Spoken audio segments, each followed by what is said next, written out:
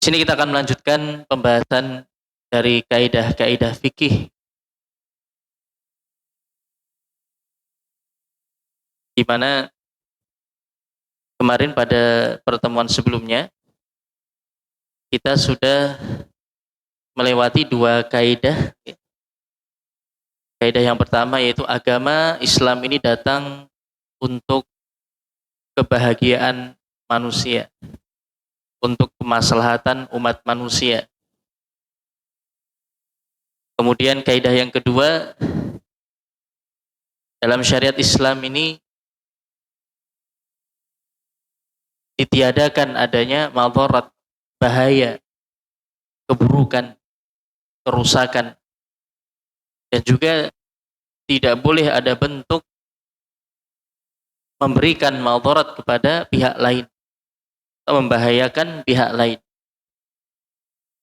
Jadi Islam itu berupaya untuk menafikan, meniadakan segala macam bentuk madharat, keburukan, mafsadah, kerusakan, asyar, keburukan. Ini sejalan tentunya dengan kaidah sebelumnya, di mana agama Islam ini datang untuk kebaikan dan kemaslahatan umat manusia. Di sini insya Allah kita akan melanjutkan kaidah berikutnya yang masih ada kaitannya dengan maslahat dan maslahat dengan mafsadah. Kaitannya dengan bagaimana Islam ini benar-benar berupaya untuk mewujudkan kemaslahatan bagi manusia dan mencegah terjadinya keburukan bagi manusia. Kaidah yang ketiga yang disebutkan, jenengan bisa lihat ya, di buku materi halaman 10. Kaidah yang ketiga disebutkan di sini, menolak kejelekan atau kerusakan atau keburukan itu lebih dikedepankan dibandingkan menggapai maslahat atau kebaikan. Jadi upaya untuk mencegah terjadinya keburukan atau kerusakan itu lebih diprioritaskan, lebih didahulukan, lebih dikedepankan dibandingkan mewujudkan suatu maslahat. Nah, bagaimana kaidah ini penerapannya dalam situasi yang seperti apa? Maka kita lihat di sini penjelasannya. Kaidah ini juga menjelaskan bahwa agama Islam datang untuk memberikan kebahagiaan kepada manusia. Jadi kaidah ini merupakan turunan dari kaidah sebelumnya. Dan di sini dijelaskan, ketahuilah apabila terkumpul pada sesuatu bahaya dan manfaat. Jadi apabila terkumpul pada sesuatu pada suatu perkara, di satu sisi ini mengandung bahaya, mengandung keburukan, tapi di sisi lain juga ada manfaatnya. Maka jika manfaatnya lebih kuat, lebih besar, maka hal tersebut disyariatkan. Ini sudah kita bahas pada pertemuan sebelumnya. Jadi kalau manfaatnya itu manfaat yang rajihah, yang dominan, yang lebih besar dibandingkan madharatnya, keburukannya atau mafsadahnya, kerusakannya, maka perkara tersebut disyariatkan. Dan kita ingat-ingat lagi bahwa makna disyariatkan di sini tidak mesti maksudnya itu diwajibkan atau disunahkan, tapi juga mencakup dibolehkan, mubah, diizinkan dalam syariat. Jadi makna disyariatkan itu bisa diwajibkan, bisa dianjurkan, disunnahkan, bisa diperbolehkan. Jadi mencakup tiga makna ini. Jadi intinya ketika terdapat pada suatu perkara, dari satu sisi ada bahayanya, ada keburukannya, tapi di sisi lain ada manfaatnya, ada kebaikannya, dan itu lebih besar kebaikannya dibandingkan keburukannya, maka yang seperti ini disyariatkan dalam Islam. Namun jika bahayanya lebih kuat, maka hal tersebut dilarang. Tapi kalau sebaliknya, madaratnya lebih besar dibandingkan maslahatnya, maka dilarang dalam syariat. Dilarang dalam syariat. Bisa jadi diharamkan, atau bisa jadi dimakruhkan. Kemudian jamaah sekalian rahimani wa rahimakumullah, yang kita garis bawahi kalimat setelahnya, ya ini yang terkait dengan kaidah kita yang kita bahas ini. Jika sama, ya, apabila sama antara maslahat dan madaratnya. Jadi ini perlu diingat-ingat, kaidah yang kita bahas ini tadi, di mana menolak kejelekan, menolak keburukan itu lebih dikedepankan dibandingkan mewujudkan maslahat. Ini pada kondisi di mana maslahat dan madaratnya itu berimbang. Ketika ditimbang-timbang itu maslahatnya dan madaratnya itu hampir sama besarnya. Jadi berimbang. Maka di sini kita kedepankan menolak bahaya daripada menggapai manfaat sesuai dengan kaidah ini. Jadi apabila dalam satu perkara itu dari satu sisi ada bahayanya, ada madaratnya, tapi di sisi lain ada maslahatnya, dan ketika ditimbang-timbang itu hampir sama, ya, perbedaannya itu tidak besar, tidak mencolok antara maslahat dengan madaratnya, maka ketika ini perkara tersebut hendaknya ditinggalkan untuk mencegah madarat. Untuk mencegah madarat. Jadi ketika perkara tersebut dilakukan, itu memang akan datangkan maslahat, tapi juga akan menimbulkan madarat. Dan antara maslahat dengan madaratnya ini berimbang, bisa dikatakan sama, ya, atau perbedaannya cuma sedikit. Maka yang seperti ini, maslahat yang diharapkan itu bisa ditinggalkan terlebih dahulu dalam rangka mencegah madarat terjadi. Bisa dipahami sampai di sini? Pripun, Pak? Bisa dipahami? Nanti insya Allah dengan contoh mungkin lebih jelas, nggih.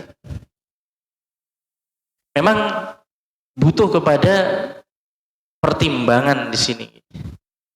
Oleh karena itu, para ulama menjelaskan seorang yang faqih.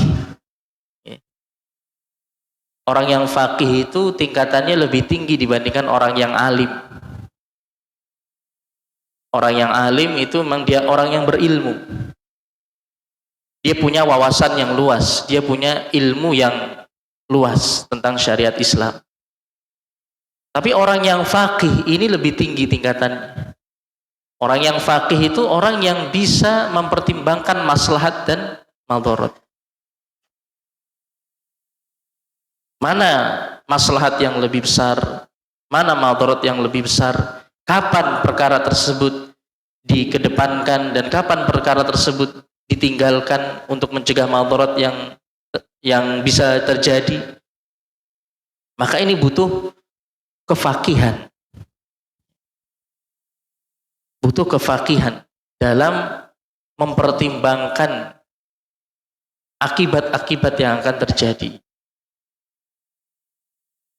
Maka ini memang keutamaan dari Allah Subhanahu wa taala yang Allah berikan kepada siapapun yang Allah kehendaki.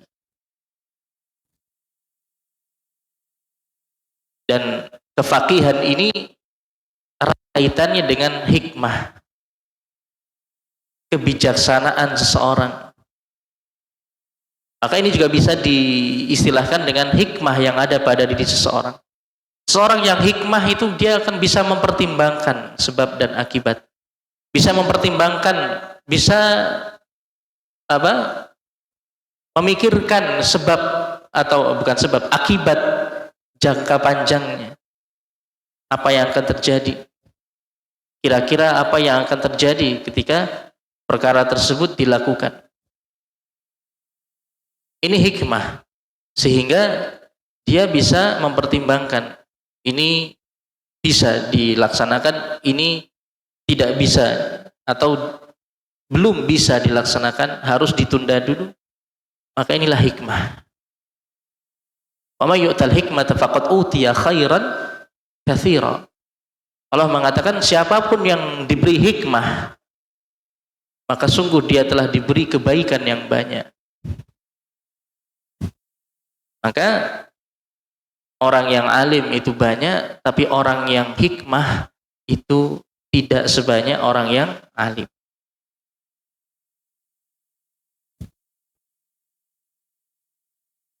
Kemudian dibawakan dalilnya di sini, atau kaidah dulu, kaidah kita tadi yang kita baca.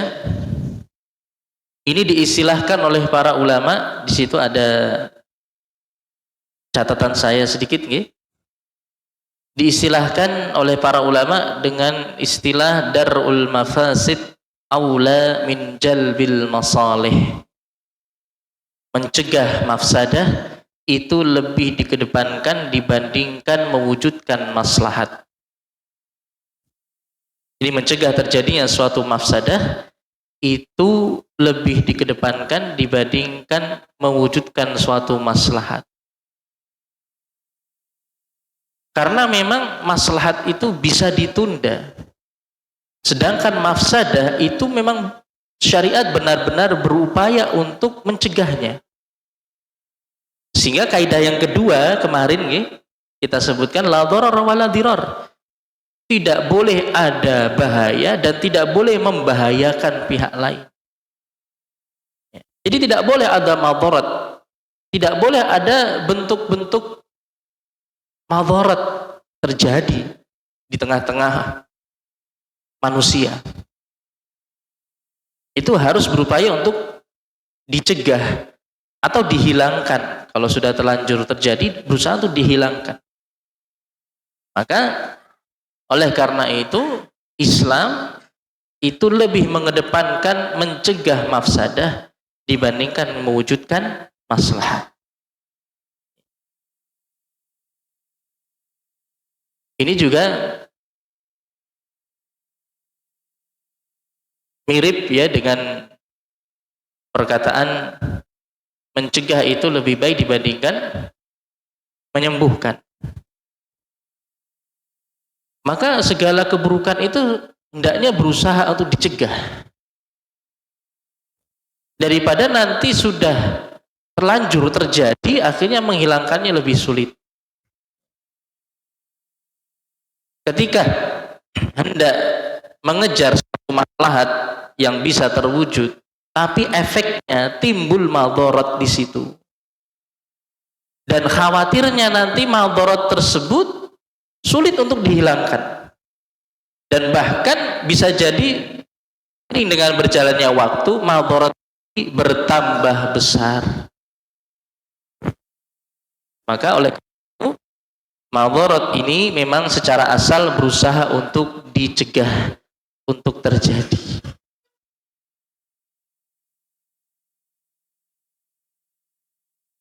Kemudian di dalilnya jamaah sekalian rahimani wa rahimakumullah. Dalil yang dibawakan di sini terkait dengan khamr yang kemarin sempat kita sebutkan juga. Di mana Allah Subhanahu wa taala menyatakan dalam surat Al-Baqarah, ini merupakan tingkatan pertama dari pengharaman khamr.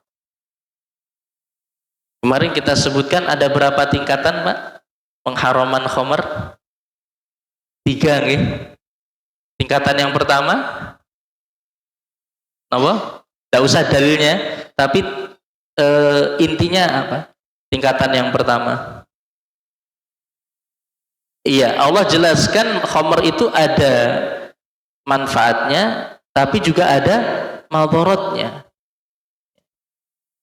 Kemudian tingkat kedua, apa? Iya, dilarang di waktu-waktu tertentu, khususnya ketika sholat. Dilarang ketika sholat. Jadi ketika hendak sholat, dilarang untuk minum khamr, karena nanti dia akan mabuk dan akhirnya dia tidak sadar dengan apa yang dia baca di dalam sholat. Ini tingkatan yang kedua. Kemudian tingkatan yang ketiga, yang terakhir, Allah haramkan secara mutlak. Ada 3 tingkatan atau 3 tahapan dari pengharaman khamr di zaman Rasulullah SAW dahulu. Dan ini sudah kita jelaskan pada pertemuan kemarin, ya.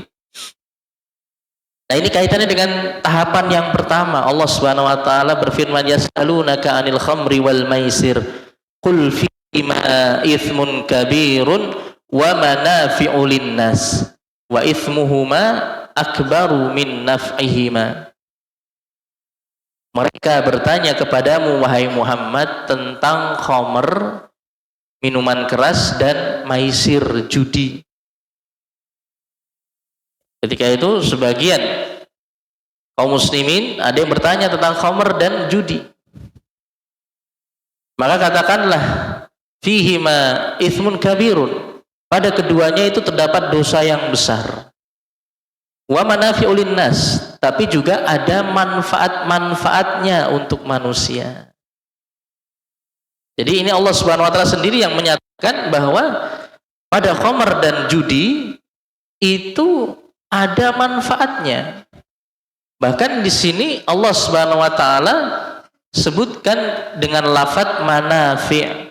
Manafi' itu bentuk jamak atau bentuk plural dari manfaah. Kalau manfaat itu satu saja. Tapi kalau manafi' itu berbagai manfaat, lebih dari satu. Sedangkan itsmun disebutkan dengan kata tunggal mufrad satu, itsmun.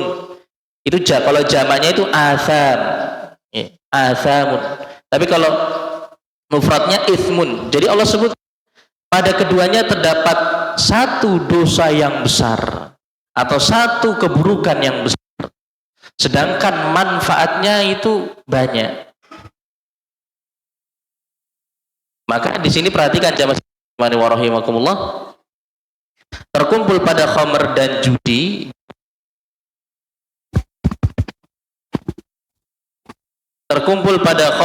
judi, dosa dan manfaat dengan kadar yang sama.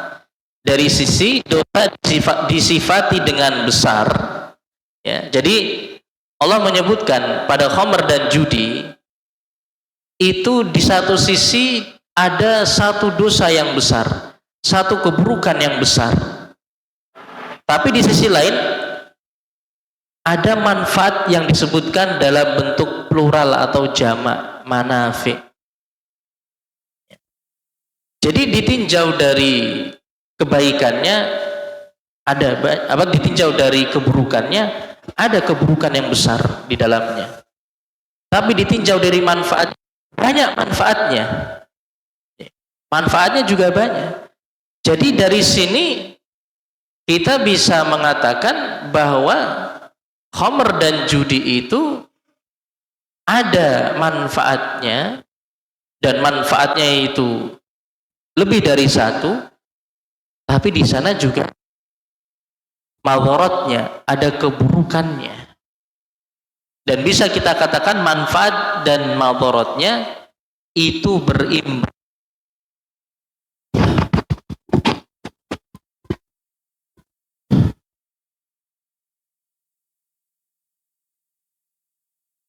Lo niki mau?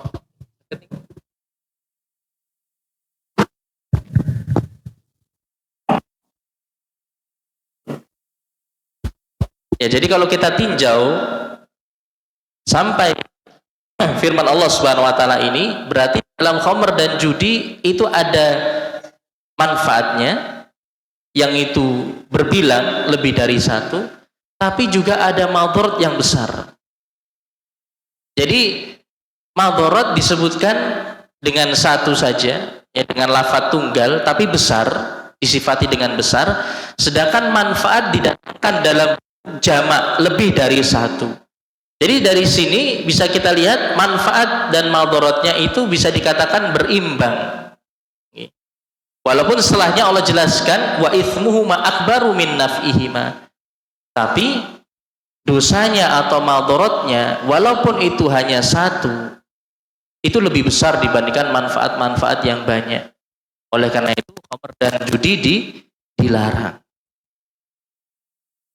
Tapi di sini jamaah sekalian rahimani wa rahimakumullah, di dalam ayat ini terdapat isyarat dari Allah Subhanahu wa taala bahwasanya suatu perkara apabila manfaat dan manfaatnya itu berimbang, sama-sama besar, ya, maka didahulukan mencegah madhar, mewujudkan maslahat, sehingga hendaknya ditinggalkan.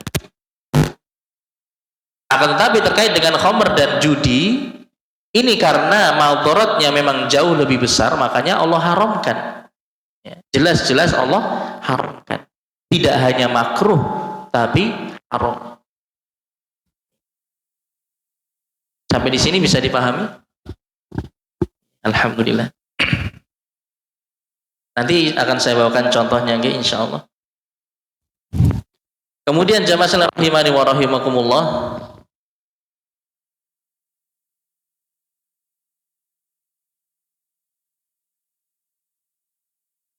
dalil kedua adalah apa saja yang mengandung bahaya tidak mungkin meninggalkannya kecuali dengan meninggalkan manfaat yang juga ada padanya.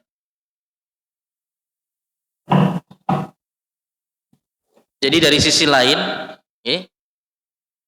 dari sisi lain ayat ini tadi juga menunjukkan bahwa ketika sesuatu yang itu mengandung manfaat dan juga madarat, lah untuk mencegah terjadinya madarat tersebut, maka mau tidak mau kita harus meninggalkan manfaat yang ada pada perkara tersebut. Mau tidak mau kita harus meninggalkan manfaat yang bisa terwujud dengan perkara tersebut. Contohnya tadi khamr dan judi. Untuk mencegah terjadinya keburukan yang bisa terjadi disebabkan karena khamr dan judi, mau tidak mau kita harus meninggalkan keduanya. Ketika kita meninggalkan keduanya, berarti kita juga meninggalkan manfaat-manfaat yang bisa saja terwujud dengan khamr dan judi. Bisa dipahami ini? Maka dari sini jelas kaidah kita mengatakan mencegah mafsadah lebih dikedepankan dibandingkan mewujudkan maslahat. Loh kan padahal ada manfaatnya, kenapa ditinggalkan? Karena mencegah mafsadah itu lebih dikedepankan.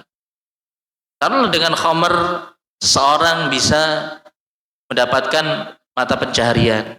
Banyak pihak yang bisa mendapatkan mata pencaharian, dari mulai petaninya ya sampai kemudian produsennya yang memproses membuat khamr, sampai distributornya, sampai penjualnya. Ini manfaat memang. Ya. Manfaat walaupun memang manfaat duniawi. Ya. Tapi Allah sendiri mengatakan ada manfaatnya. Kemudian juga terkait dengan judi, ada manfaatnya.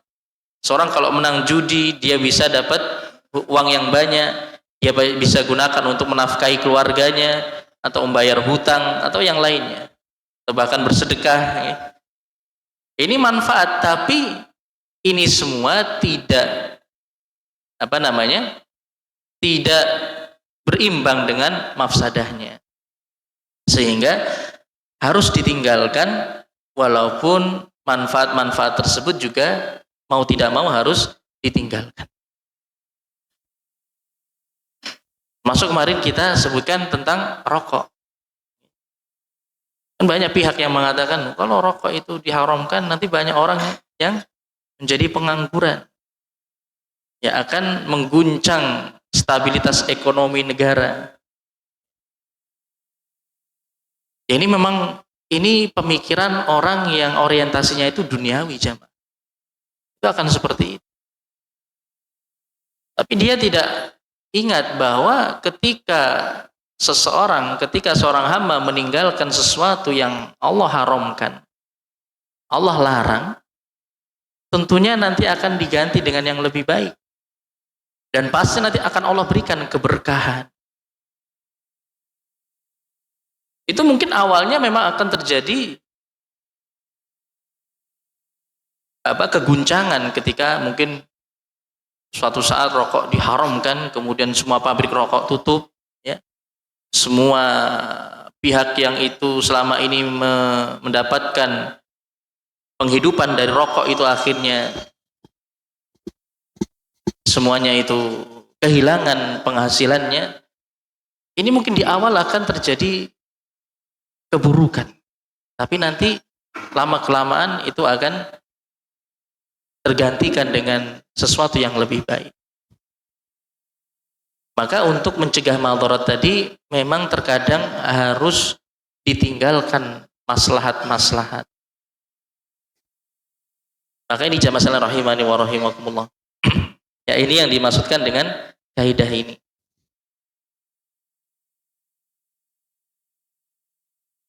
Kemudian dalil yang ketiga, syariat Islam itu lebih memperhatikan larangan-larangan yang itu adalah kejelekan lebih dibandingkan memperhatikan perintah-perintah. Artinya terkait dengan perintah dan larangan itu lebih dikedepankan meninggalkan larangan dibandingkan menjalankan perintah. Berdasarkan sabda Rasulullah sallallahu alaihi wasallam dalam sebuah hadis yang sahih riwayat Bukhari Muslim, ya, Rasulullah mengatakan, "Ma nahaitukum anhu fajtanibuhu wa ma amartukum bihi fa'tu minhu mastata'tum." Atau lafadznya sebagaimana tertulis di sini, ya. Dalam riwayat yang lainnya disebutkan lafadznya kebalikannya dari yang tertulis di sini. Tapi intinya sama, ya, ma amartukum fa'tu minhu mastata'tum. Semua yang aku perintahkan, maka kerjakanlah semampu kalian. Sedangkan semua yang aku larang, maka jauhilah. Kita perhatikan di sini jamaah sekalian rahimani wa rahimakumullah. Perintah itu dikaitkan dengan kemampuan. Sedangkan larangan dijauhi secara mutlak tanpa dikaitkan dengan kemampuan. Ketika kita diperintah untuk melaksanakan suatu perintah, untuk melakukan suatu perbuatan, suatu amalan, itu dikaitkan dengan kemampuan kita. Kita mampu atau tidak untuk melakukannya. Kalau tidak mampu, maka gugur kewajibannya. Tapi kalau larangan, itu tidak ditinjau dari kemampuan kita. Ya, tidak ada penyebutan semua yang aku larang kalian darinya, maka tinggalkanlah semampu kalian. Maka tidak ada diikat dengan kemampuan. Karena memang pada hakikatnya semua larangan itu bisa ditinggalkan. Ya, tidak terikat dengan kemampuan seseorang. Beda dengan perintah.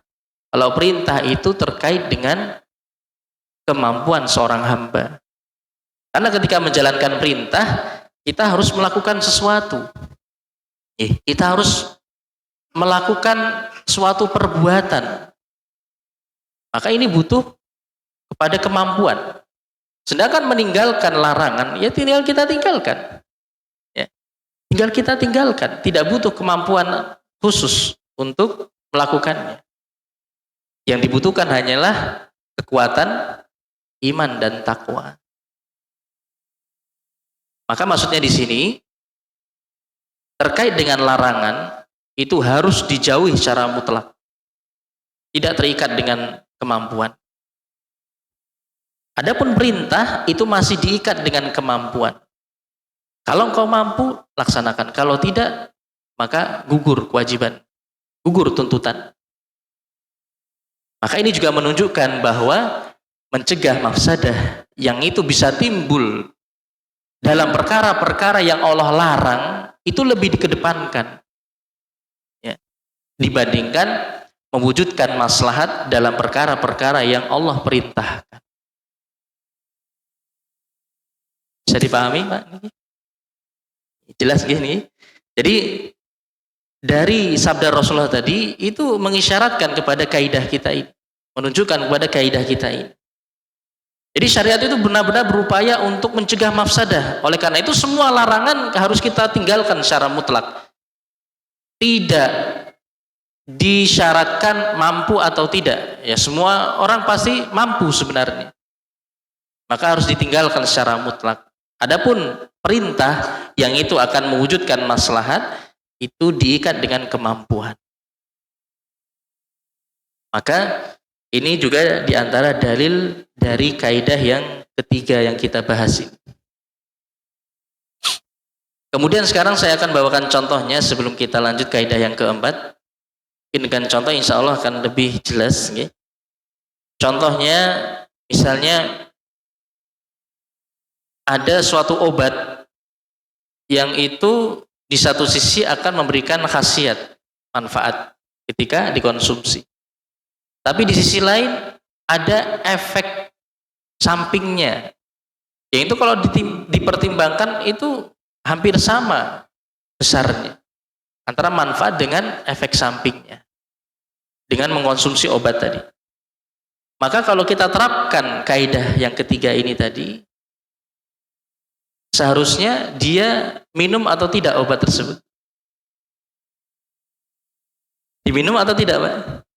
Tidak, sebaiknya jangan dia minum, dia cari obat yang lain. Ya. Karena ini untuk mencegah madarat, mafsadah yang mungkin terjadi. Ya. Karena ketika sudah terbukti obat tersebut memang berkhasiat, tapi di sisi lain juga memberikan efek buruk yang besar, maka kalau ditimbang antara manfaat dengan efek buruknya, itu berimbang, maka ditinggalkan. Kita cari pengobatan yang lainnya, kita cari obat yang lainnya. Ini satu contoh. Kemudian contoh yang lainnya, ini dulu juga sempat diperbincangkan, jadi perbincangan atau bahkan perdebatan di tengah-tengah kaum muslimin, terutama di negara kita ini yang sering terjadi bencana alam.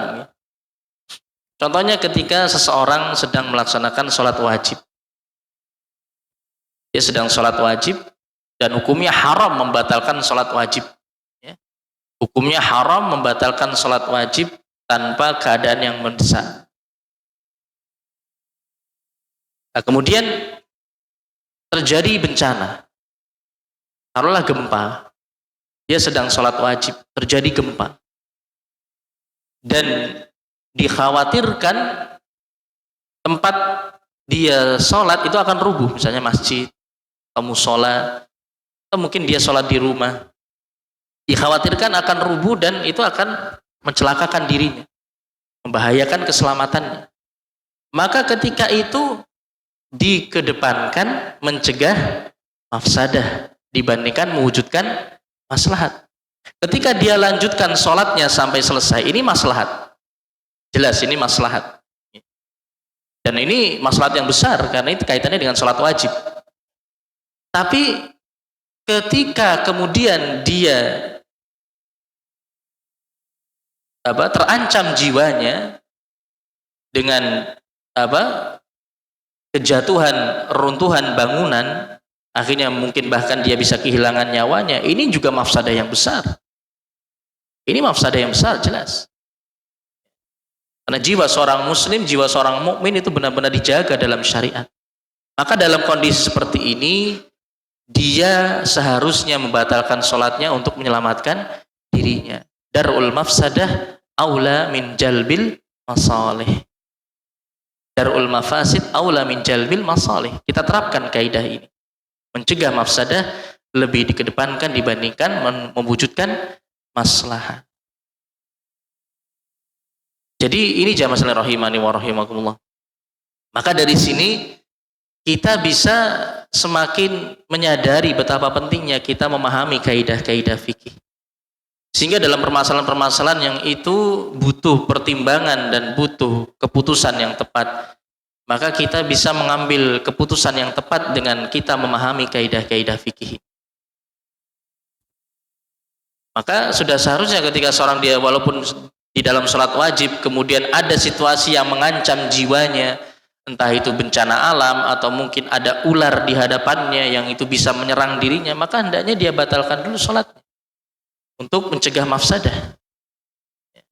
Atau mungkin anaknya dalam keadaan bahaya ya, yang mengancam jiwanya, maka dia batalkan dulu sholatnya, diselamatkan anak, contoh. Maka ini jamaah sekalian rahimani wa rahimakumullah, ini merupakan penerapan dari kaidah ini. Sampai di sini bisa dipahami jamaah sekalian rahimani wa rahimakumullah. Pripun Pak? Jelas nggih? Jadi memang kalau kita terapkan dalam kehidupan kita sehari-hari ini mungkin banyak atau cukup sering kita hadapi kondisi-kondisi seperti ini yang butuh kita mempertimbangkan antara masalah dengan mafsadah. Kemudian kita lanjutkan kaidah yang keempat, satu lagi ya.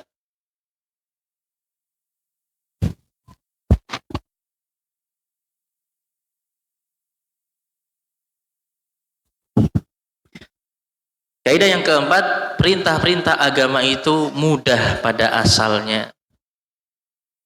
Jadi ini sudah tidak khusus kita membahas maslahat dan mafsadah, okay? Kita sudah mulai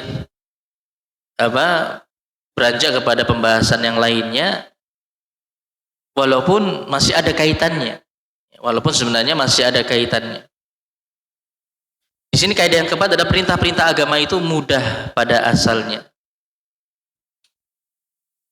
Para ulama mengatakan innat takalif ad-diniyah muyassaratun fi asliha.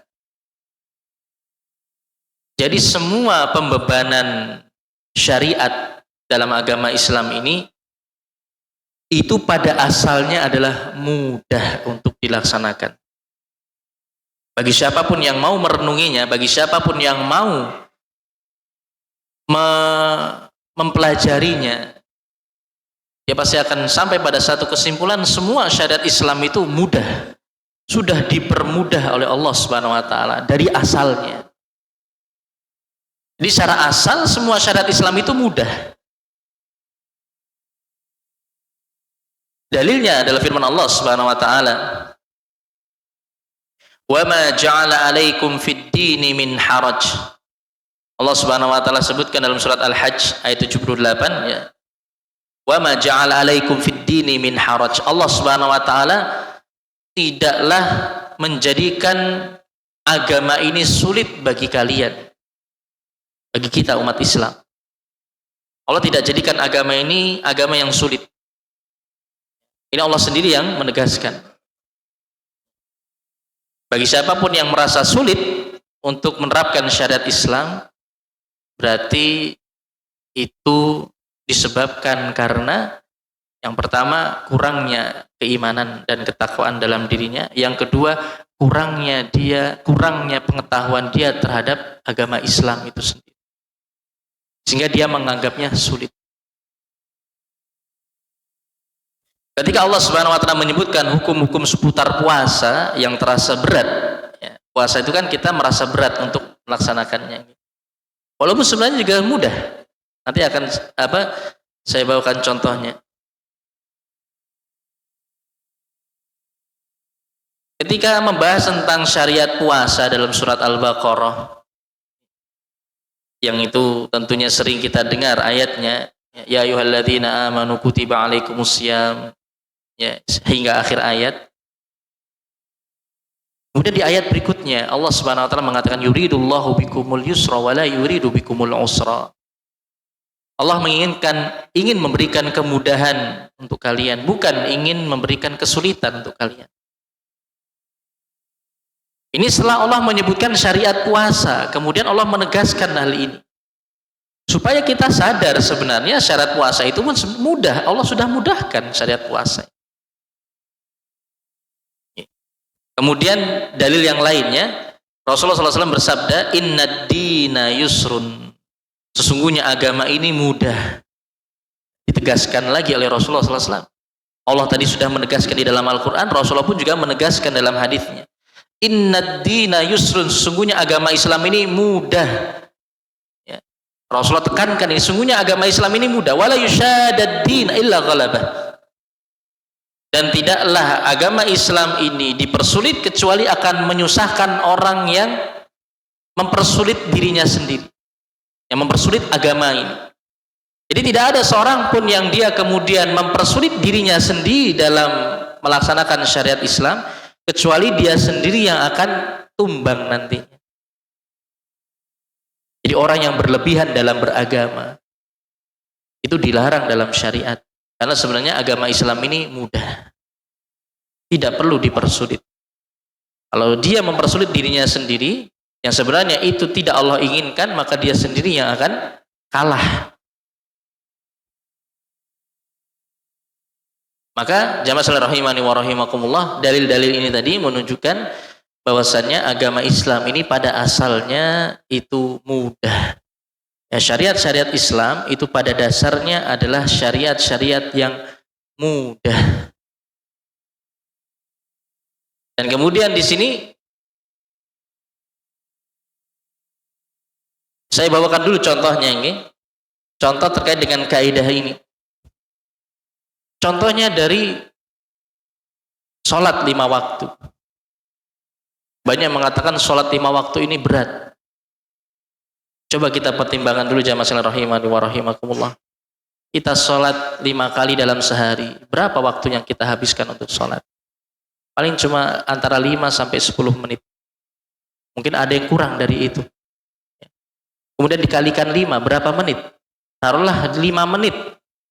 Dia sekali sholat. Ini yang wajib saja, bukan yang sunnah. Ini yang hanya yang wajib saja. 5 kali 5, cuma 25 menit. Ya. Selama sehari. Bayangkan. Dibandingkan waktu 24 jam yang kita lewati setiap harinya. Apakah berat hal tersebut? Tidak. Apakah kemudian mengganggu aktivitas kita? Sesungguhnya tidak. Allah mudahkan. Apalagi 5 kali sholat ini pahalanya sama seperti 50 kali sholat. Allah sebutkan, ya Allah tegaskan ketika Rasulullah melaksanakan peristiwa Mi'raj. Setelah Allah ringankan dari 50 kali sholat dalam sehari menjadi 50 kali saja, 5 kali saja, Allah tegaskan 5 kali itu sama dengan 50 kali sholat. Allah mudahkan. Allah mudahkan jamaah sekalian rahimani wa rahimakumullah. Jadi syariat atau perintah sholat itu pada asalnya itu sudah Allah mudahkan. Kemudian contoh yang lainnya, ibadah zakat. Setelah sholat zakat. Yang kita bukan contoh rukun-rukun Islam saja dulu. Ya, karena itu ibadah-ibadah induk. Kalau kita sudah sadar ibadah-ibadah induk dalam Islam ini saja sudah Allah mudahkan, apalagi ibadah-ibadah yang lainnya. Zakat. Sekarang kewajiban zakat itu hanya dikeluarkan sebagian kecil dari total harta yang dimiliki. Taruhlah zakat mal, zakat harta, emas, perak, atau uang. Itu hanya 1/40 dari jumlah harta yang dimiliki. 1/40. Itu pun kalau sudah mencapai nisab, batasan minimal wajib zakat. Itu pun masih ditunggu 1 haul. Ya. Ditunggu dulu 1 haul, 1 tahun hijriyah semenjak tercapainya nisab. Misalnya seorang punya harta 100 juta, punya tabungan 100 juta. Nah, semenjak itu dihitung, itu sudah mencapai nisab. Karena nisab emas itu sekitar 88 juta. Ya, nisab emas itu yang paling tinggi tentunya dibandingkan perak. Ya. Kalau perak lebih rendah lagi. Maka 100 juta itu sudah mencapai nisab. Misalnya dia dapat transferan uang 100 juta masuk ke rekeningnya. Semenjak itu dia sudah mencapai nisab hartanya. Mulai dihitung dulu 1 haul dulu, tidak langsung dikeluarkan zakatnya. Ditunggu dulu 1 haul, 1 tahun hijriyah. Selama rentang 1 tahun tersebut, apakah kemudian harta yang dia miliki 100 juta tadi dia gunakan untuk keperluannya, kemudian berkurang hingga berkurang dari batasan nisab, ataukah tetap di atas batas nisab? Kalau selama 1 haul tadi masih di atas batas nisab, baru dikeluarkan zakatnya. Tapi kalau kemudian uang tersebut dia pakai untuk kebutuhannya, dia pakai untuk kebutuhan sehari-hari, dia pakai untuk berobat, dia pakai untuk keperluan-keperluan yang lainnya, hingga akhirnya uang tersebut berkurang, setelah 1 haul hanya tinggal 25 juta misalnya, maka tidak ada kewajiban zakat. Kalau seandainya kemudian masih di atas nisab, taruhlah masih tersisa 75 juta, maka yang dia keluarkan hanya 1/40-nya saja. 1/40 dari 75 juta. Pinten, Pak? Pakai kalkulator. 75 juta dibagi 40. Hanya 1.875.000. 1.875.000 dari 75 juta. Kalau kita punya harta 2 juta, kita mau mengeluarkan 1.800.000 ya berat. Tapi uang kita 75 juta di rekening. Kita hanya mengeluarkan 1,8. Itu mudah aja. Kecuali bagi orang yang benar-benar bakhil, pelit, kikir. Nah ini jamaah rahimani wa rahimakumullah. Itu pun syariat zakat tidak mencakup semua harta. Hanya harta-harta tertentu saja. Harta yang kita miliki, yang kita manfaatkan sehari-hari, itu tidak ada zakatnya, Pak. Walaupun miliaran nilainya. Misalnya dia punya mobil Alphard, itu sudah nisab zakat buat Pak? Sudah. Tapi dia pakai sehari-hari, tidak ada zakatnya. Rumah mewah, tidak ada zakatnya. Kecuali perhiasan emas dan perak, walaupun dia gunakan, ini menurut sebagian ulama tetap ada zakatnya. Walaupun sebagian ulama lainnya berpendapat tidak ada zakat. Tapi yang kuat itu tetap dizakati. Tapi selain itu tidak ada zakat. Kendaraan, tempat tinggal, perabotan rumah, ya, itu tidak ada zakatnya. Hanya harta-harta tertentu saja. Yang itu benar-benar harta tersebut, harta istilahnya apa nggih? Harta mandek. Yang itu memang tidak akan berpengaruh terhadap stabilitas ekonominya ketika itu dikeluarkan zakatnya. Mudah sebenarnya. Jauh lebih mudah dibandingkan pajak. Ya, sebenarnya pajak itu tidak ada dalam Islam. Pajak itu jelas itu memberatkan. Zakat, siapa yang menerapkan, siapa yang mewajibkan zakat? Allah Subhanahu wa taala. Sehingga tidaklah sulit bagi seorang hamba sebenarnya. Itu contohnya. Kemudian syariat puasa juga seperti itu. Kita puasa itu setahun cuman sebulan. Dari 12 bulan cuman sebulan kita puasa, Pak. Itu pun seharinya cuman setengah hari. Enggak seharian penuh. Enggak 24 jam kita puasa. Atau taruhlah 23 jam. 1 jamnya makan minumnya bolehnya cuma 1 jam. 23 jam kita puasa, enggak. Kita di Indonesia ini puasa cuma berapa jam? Sekitar 14. Misalnya dari jam 4 sampai jam 6. Ya sekitar 14 jam lah taruhlah ya.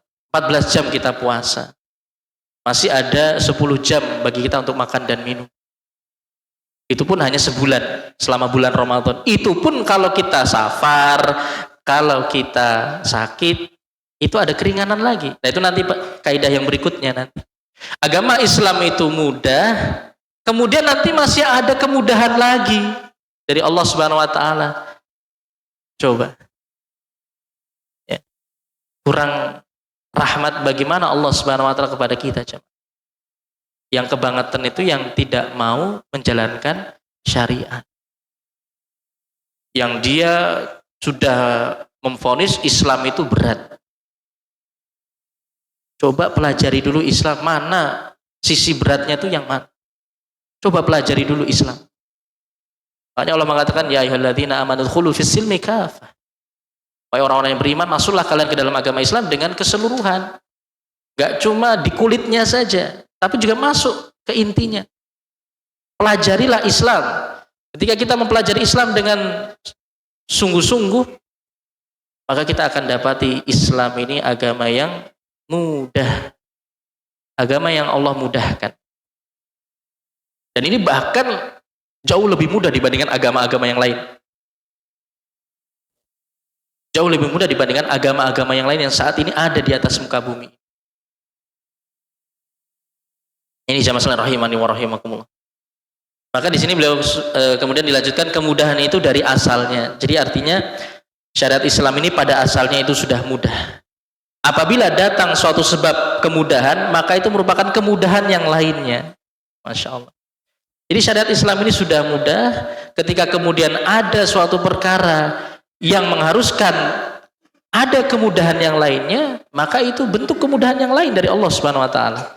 Contohnya di sini, tidak dapat berwudu dengan air. Nah, sekarang toharoh itu hukum asalnya toharoh itu dengan air, wudu atau mandi.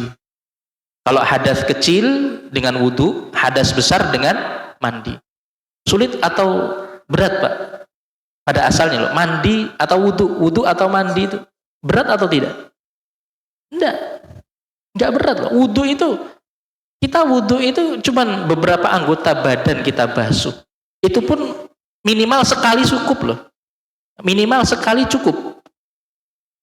Hanya butuh beberapa detik, paling nggak sampai 1 menit kita wudu itu. Mudah. Begitu pula mandi. Mandi wajib itu kadar wajibnya cuma menyiramkan air ke seluruh tubuh, itu sudah cukup. Itu yang wajib. Walaupun nanti ada sunnah-sunnahnya. Jadi ini mudah. Lah syariat yang mudah ini saja masih ada kemudahan lainnya. Ketika dia tidak bisa berwudu dengan air, maka disyariatkan bertayamum. Ada kemudahan lainnya. Maka asal wudu dengan air itu mudah, kemudian datang sebab kemudahan yang lainnya, misalnya dia sakit sehingga tidak bisa menggunakan air, tubuhnya tidak bisa terkena air, atau cuaca yang sangat dingin sehingga berbahaya baginya kalau dia menggunakan air, maka boleh tayamum. Atau ketika tidak ada air, boleh bertayamum. Maka datang sebab kemudahan, yaitu tidak mampu sehingga disyariatkan tayamum, maka ini adalah kemudahan yang lainnya dari Allah Subhanahu wa taala. Ya Allah, kalau seperti ini kita benar-benar menyadari Allah Ar-Rahman, Ar-Rahim, Ar-Rauf, Al-Latif. Allah Subhanahu wa taala Maha Rahmat, Maha Lembut, Maha Penyayang kepada para hambanya. Allah Subhanahu wa taala tidaklah membebani kita selamanya dengan apa yang kita tidak mampu. La yukallifullahu nafsan illa wus'aha. Ya, Allah tidak akan membebani seseorang, tidaklah Allah membebani seseorang kecuali sesuai dengan kemampuannya. Begitu pula di ayat terakhir dalam surat Al-Baqarah, ya, di antara doa-doa yang dipanjatkan oleh orang-orang yang beriman, di antaranya mereka memohon kepada Allah Subhanahu wa taala, Rabbana la tuhammilna ma la taqata lana bih. Wahai Rabb kami, la tuhammilna ma la taqata lana bih. Wahai Rabb kami, janganlah Engkau bebankan kepada kami sesuatu yang tidak mampu kami lakukan. Maka jawaban dari Allah Subhanahu wa taala dalam hadis yang sahih, Allah pun menjawab ya, doa dari para hambanya ini, qad fa'altu. Iya, saya kabulkan doa. Rabbana la tu'akhidna in nasina aw akhtana. Wahai Rabb kami, janganlah Engkau menghukum kami apabila kami lupa dan kami keliru, ya, tidak sengaja. Itu Allah ampuni. Kemudian Rabbana wala tahmil alaina isran kama amaltahu alal ladzina min qablina.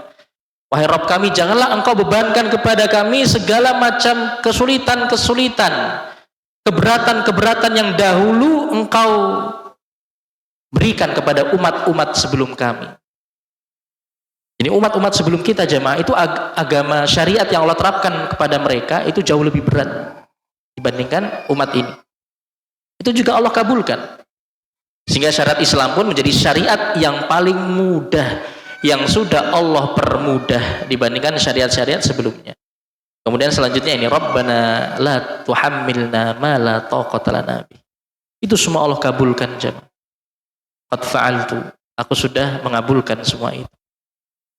Jadilah Islam ini saat ini yang kita peluk, yang kita yakini kebenarannya, yang kita amalkan, ini merupakan agama yang paling mudah yang ada di atas muka bumi.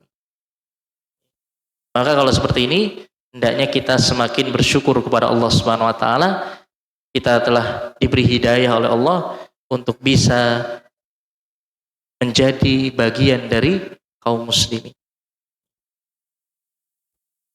Jemaah sekalian rahimani wa rahimakumullah, demikian mungkin yang bisa kita bahas pada kesempatan kali ini. Sebenarnya kaidah yang kelima itu hanya penyempurna saja, tapi insya Allah nanti kita lanjutkan pada pertemuan berikutnya. Di sini sebelum saya tutup ada pertanyaan. Ketika ada kecelakaan, korbannya adalah remaja putri atau ibu-ibu sampai terbuka auratnya dan di situ hanya ada kita, bagaimana sikap kita, Ustadz? Iya. Maka kita terapkan kaidah tadi. Darul mafasid muqaddamun ala jalbil masalih. Ketika kita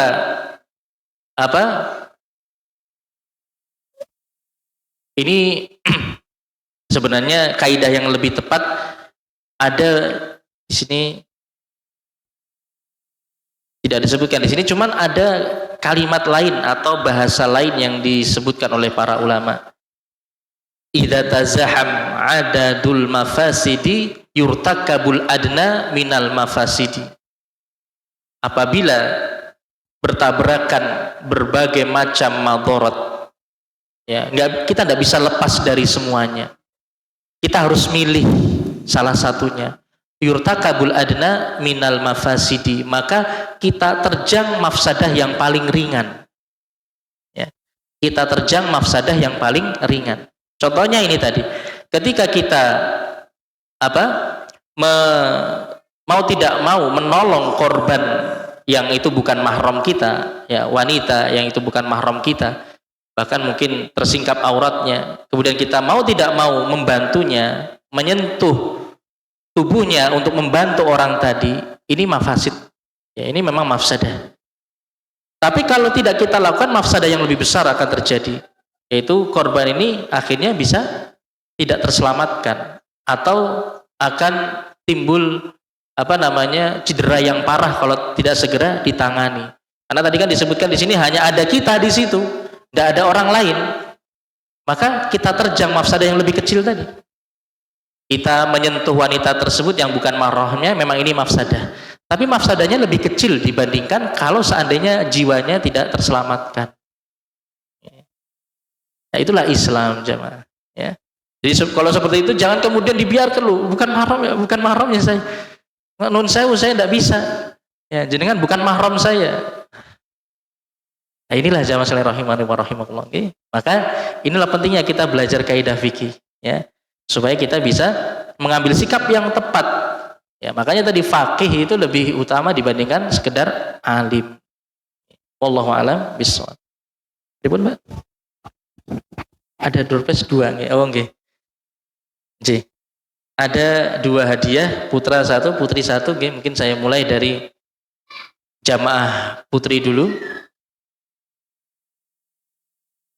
Bisa diberikan contoh dari kaidah yang ketiga tadi? Monggo. 1 saja contoh yang saya sebutkan tadi. Monggo ibu-ibu, mbak-mbak. Kaidah yang ketiga nggih. Kaidah yang ketiga contohnya jika ada obat yang manfaat dan efek sampingnya sama, maka dengan kaidah ketiga ini maka tinggalkanlah obat tersebut dan carilah obat yang lain yang lebih banyak manfaatnya daripada efek sampingnya. Nggih. Ya benar nggih. Jadi contohnya obat yang memiliki khasiat yang sama besarnya dengan efek buruk yang bisa ditimbulkan, maka ditinggalkan untuk mencegah efek buruknya. Jadi pilih kita cari obat yang lainnya. Oke, wallahu alam. Oke, terus nggih jawabannya barakallahu fik. Nanti bisa disampaikan hadiahnya. Kemudian pertanyaan kedua untuk jamaah putra, nggih Bapak-bapak, Mas-mas yang bisa menjawab.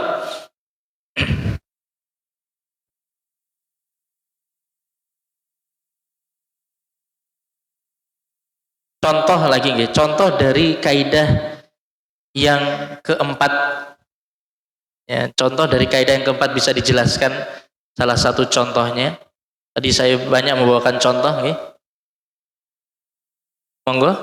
Nggih, Pak.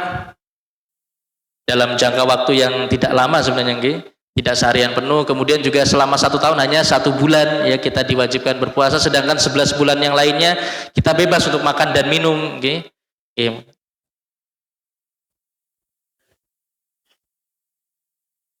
Ada kemudahan lainnya. Okay. Itu nanti insya Allah di kaidah yang kelima, okay, lebih kita bahas kaitannya dengan ada kemudahan-kemudahan atau selama ini kita kenal dengan rukhsah, keringanan-keringanan dalam syariat, walaupun sebenarnya agama Islam itu sendiri sudah agama yang mudah. Oke, leres Pak jawabannya, nanti bisa disampaikan hadiahnya. Okay. Alhamdulillah kita telah selesai dari acara pada pagi hari ini. Mudah-mudahan ilmu yang kita pelajari bisa bermanfaat bagi kita semua. Dan kalau seandainya ada kesalahan dan kekurangan, saya mohon maaf. Atau mungkin masih ada pertanyaan, Pak? Mungkin satu saja, nggih. Ada lagi satu. Oh, nggih sekedar. Ini ada pertanyaan dari seorang ibu yang berhubungan dengan madorot. Bila kita menghadiri undangan, misalnya manten gitu, yang di situ ada musik dan sebagainya, bagaimana menyikapinya? Jazakallahu khairan. Ketika apa? Kurang jelas, Bu. Ketika kita menghadiri undangan. Walimahan ada musiknya. Wah, memang ini perkara yang berat, ya. Butuh pertimbangan. Jadi tadi yang saya sebutkan, ketika kita tidak bisa lepas dari berbagai macam madorot, yang itu harus salah satunya kita terjang, maka kita pilih madorot yang lebih ringan. Kalau misalnya itu bisa kita hindari, misalnya walimahan tersebut itu bukan tetangga dekat, bukan saudara, mungkin kita bisa menghadirinya ketika sudah tidak ada lagi bentuk-bentuk hiburan seperti itu, tidak ada lagi musik dan yang lainnya. Baru kita datang, kemudian ya kita penuhi undangannya, tapi di saat ketika tidak ada kemungkaran-kemungkaran tersebut. Tapi kalau seandainya mau tidak mau kita harus hadir, mungkin karena itu saudara kita atau tetangga dekat kita, samping rumah kita, maka untuk mencegah madarat yang lebih besar terjadi, kita hadir di situ, tapi kita berupaya untuk mencukupkan diri. Ketika sudah selesai urusannya, kita langsung pamit pulang, ya, supaya tidak semakin banyak kemungkaran yang kita saksikan di situ. Dan memang ketika itu kemungkaran atau mafsadanya lebih kecil, karena kemungkaran yang terjadi itu sebenarnya di luar kemampuan kita untuk merubahnya. Dan ketika itu kita mengingkari dengan hati pun itu sudah cukup, ya. Karena ketika itu memang kita tidak punya wewenang untuk mencegah kemungkaran itu terjadi, ya. Kecuali kalau kita punya wewenang untuk mencegah semua itu terjadi. Maka yang seperti ini tadi bisa kita lakukan dengan cara tersebut. Jadi kita datang tetap penuhi undangannya, tapi kalau sudah selesai, ya, kita segera pamit pulang tanpa kita menyaksikan bentuk-bentuk kemungkaran yang lainnya. Wallahu a'lam bishawab. Satu lagi Pak tadi, jenengan Pak. Ketika sholat sholat maghrib misalnya, dia ingat kalau sudah sholat, ngeten Pak. Dia sudah sholat, ingat ya, ketika itu di tengah-tengah sholat dia ingat bahwasanya tadi sebenarnya dia sholat, maka dia harus batalkan sholat tersebut. Dia harus batalkan dan dia ulang dari awal. Kalau mau sholat yang lainnya, sholat isya misalnya, harus dia ulang dari awal. Dan ketika itu memang dia harus membatalkan sholatnya, karena tidak boleh sholat wajib 2 kali. Jadi ketika dia yakin dia sudah sholat maghrib sebelumnya, maka dia harus batalkan sholatnya tadi. Dan ini tidak dilarang, karena memang itu yang dituntut ketika itu. Ribun?